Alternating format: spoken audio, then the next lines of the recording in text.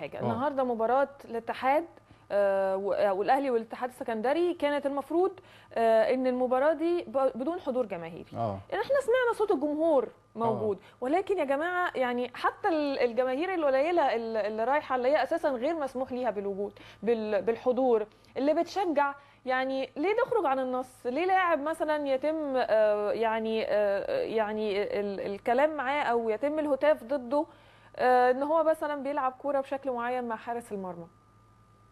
انا بتكلم طبعا على خالد قمر اللي حصل. والله ليه؟ انا ابن مروان ليه بقى الهتافات بالشكل ده؟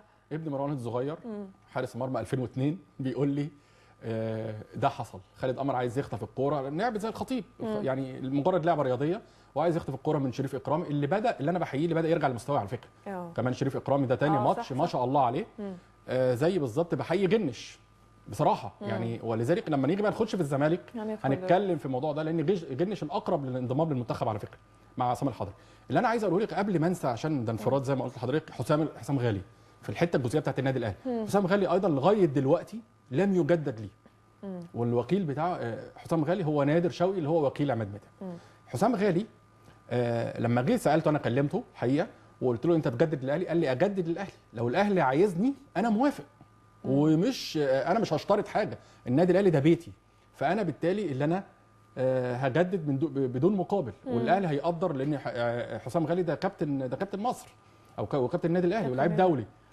تمام، فدي حاجه. الحاجه الثانيه قائمه يوم الثلاث هيبقى كابتن مصر ولا لا؟ لا هو مش هيروح منتخب. لا حسام غالي في المنتخب في قبل ماتش في قائمه غانا لا، لانه اعتقد اللي هو بعيد عن القائمه لاسباب كتيره. على فكره تصريحات من كابتن محمود فايز بعد المباراه السابقه على طول قال انه الباب مفتوح لحسام غالي، مفيش استبعاد لحد، وقال انه بشرط ان هو يحافظ على مستواه الحالي.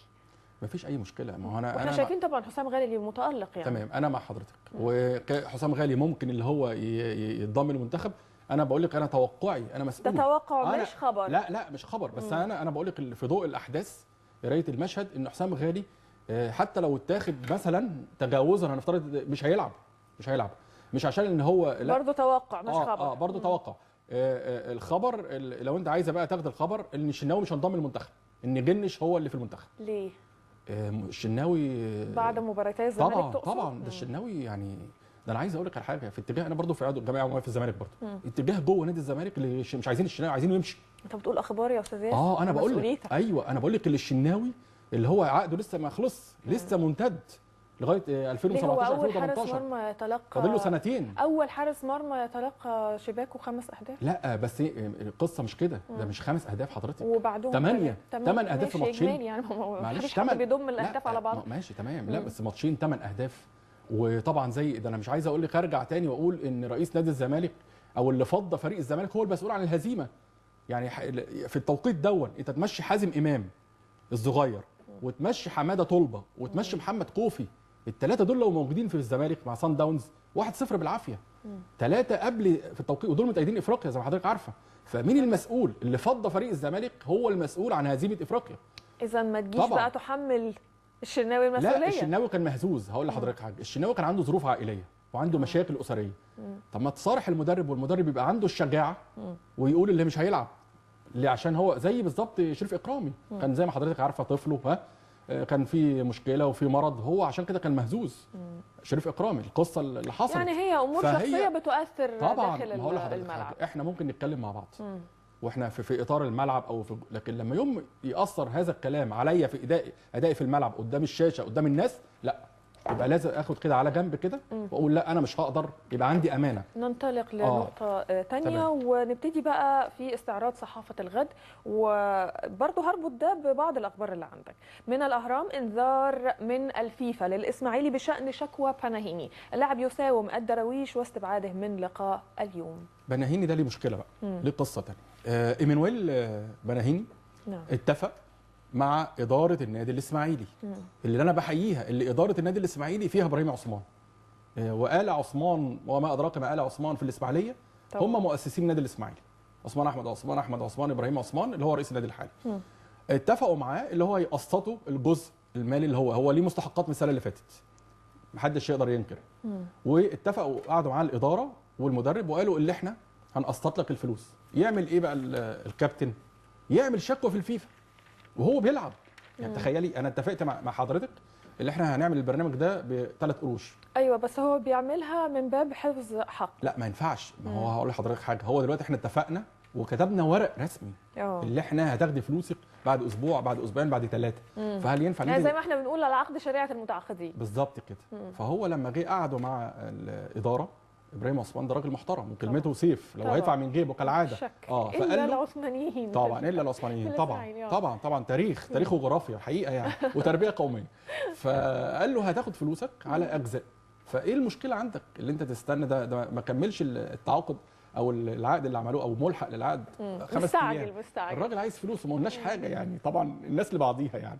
لكن هو القصه ان هو قالوا لا مش هيلعب ويتجمد لحين انتهاء المشكله والالتزام، لكن هو بيتمرن بس مش هيلعب لغايه ما يسحب الشكوى بتاعته من الاتحاد الدولي او الفيفا.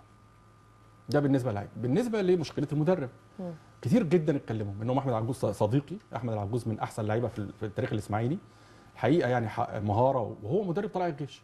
كلمته وقلت له احمد انت تروح الاسماعيلي لو طلب؟ قال لي اروح، ده بيتي.